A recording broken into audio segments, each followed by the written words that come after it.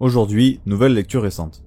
Aujourd'hui, on va parler d'une lecture écrite par Donny Cates, plus particulièrement un de ses premiers projets chez Marvel, on va parler de la mort des Inhumains. Petite remise en contexte. En 2013 a eu lieu l'event Infinity. Et lors de cet event, Flèche Noire, le chef des Inhumains, affronte Thanos.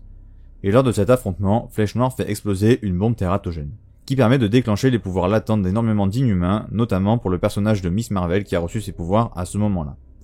Mais la bombe tue également les mutants. Le but à moyen terme était que les Inhumains remplacent en quelque sorte les mutants et les X-Men pour une histoire de droit. Les X-Men appartenant à la Fox et les Inhumains à Disney, et les deux familles de personnages ayant des ressemblances au niveau de leurs histoires, ça semblait logique d'un point de vue extérieur. Sauf que non. Les séries Inhumains, en plus d'être moyennes, avaient le lourd fardeau d'effacer progressivement les X-Men que les fans adorent par-dessus tout. Après cette tentative qui fut un immense échec, Marvel décida de tuer tous les Inhumains. Et alors se mit en place l'histoire dont je vais parler, la mort des Inhumains, et il incomba à Donny Cates de réaliser cette tâche plutôt complexe. Pour commencer, le synopsis est simple et le titre dit tout finalement. Tout ce qu'il y a à savoir, c'est que les Inhumains se font chasser par les Kree. Les Kree souhaitent tuer leur création et c'est là que réside toute l'histoire. Les Kree vont sans avertissement massacrer énormément d'Inhumains et pour ça, ils vont envoyer Vox, leur arme, leur tueur, qui va massacrer un à un tous les Inhumains en envoyant un message simple, clair et précis, le ralliement ou la mort. Après que Vox ait massacré Attilan, la ville des Inhumains dont le roi est Flèche Noire, il va devoir prendre des décisions lourdes de conséquences et mener le reste de son peuple à la mort s'il veut les garder en vie en quelque sorte. Et va notamment faire appel à un ancien allié pour les aider, Beta Ray Bill. Mais maintenant je vais parler de ce que j'ai pensé de ce récit. Tout d'abord le scénario, et là comme d'habitude avec Donny Cates, c'est vraiment du très bon. On lui donne un scénario où il possède très peu de liberté et qui doit juste exécuter un cahier des charges pour faire avancer l'univers Marvel dans le bon sens. En plus de ça, les Inhumains sont très secondaires dans l'univers Marvel au sens large, donc rien de bien réjouissant au départ du moins. Mais là, on parle de Donny Cates, un des meilleurs scénaristes actuels de chez Marvel, et malgré ce constat de départ pas terrible, il arrive à en tirer une très bonne histoire, et même mieux que ça. Cette histoire lui permettra de mettre la première pierre de son univers cosmique qui aujourd'hui est unanimement reconnu comme étant vraiment excellent. Donc le scénario est vraiment très bon. Déjà parce que l'histoire a une portée vraiment plus large que simplement les Inhumains. Elle implique les Kree et notamment Beta Ray Bill, qui d'ailleurs aura le droit à une toute petite histoire pour raconter la relation qu'il a avec Lockjaw, le chien des Inhumains, histoire qui est à la fois drôle et touchante, vraiment très sympa. Donc déjà, c'est bien cool que l'histoire ait autant d'envergure au niveau de l'univers cosmique de Marvel. Sinon, pour parler plus précisément du scénario, il est vraiment bien.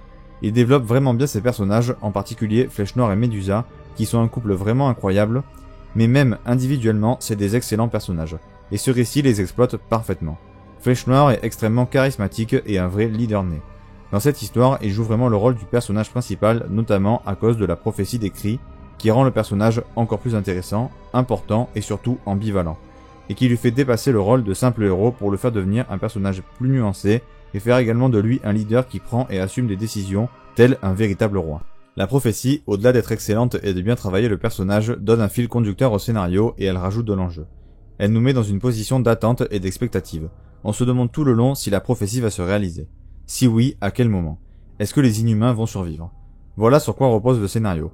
La survie, mais aussi la famille, notamment au travers de la famille de Flèche Noire et Medusa, qui sont des personnages vraiment très cool.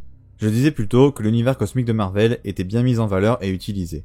Et Donny Cates fait tout pour que les novices ne soient pas perdus et présente plus ou moins chaque personnage.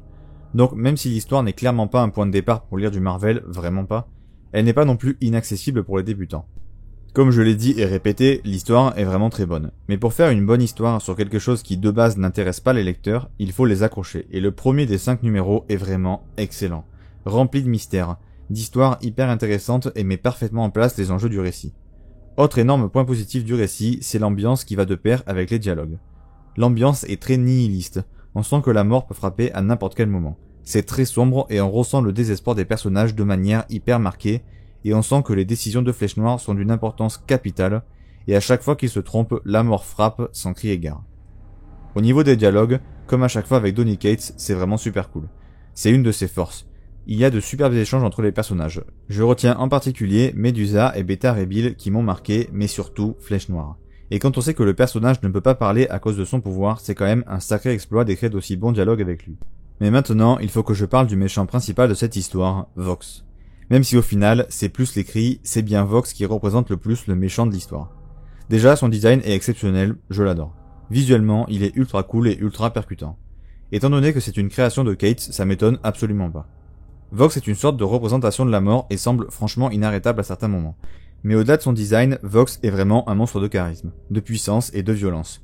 Autant dans ses actions que dans ses dialogues. C'est vraiment un super personnage, mais surtout un excellent antagoniste.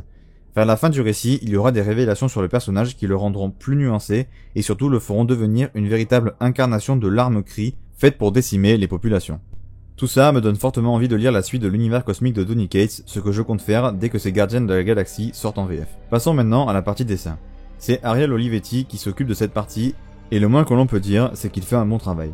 Je dirais que le point principal qui est le plus réussi est clairement l'ambiance. Il arrive à donner au récit une ambiance qui colle à la perfection avec l'histoire. Clairement, le choisir lui pour dessiner ce récit était clairement une bonne idée. Ses dessins sont simples mais au bon sens du terme, sans artifice mais hyper efficace, une jolie réussite graphique. Voilà globalement mon avis sur ce récit. J'ai vraiment apprécié cette histoire, je la trouve vraiment très cool. Donny Cates me confirme encore une fois que c'est un scénariste vraiment incroyable, et je vais clairement acheter des histoires uniquement sur son nom à partir de maintenant. Sur ce, c'est la fin de la vidéo. N'hésitez pas à vous abonner, à liker, vous connaissez la chanson. Allez faire un tour sur mon Instagram où je suis très actif également. Sur ce, c'était Day One, et à la prochaine.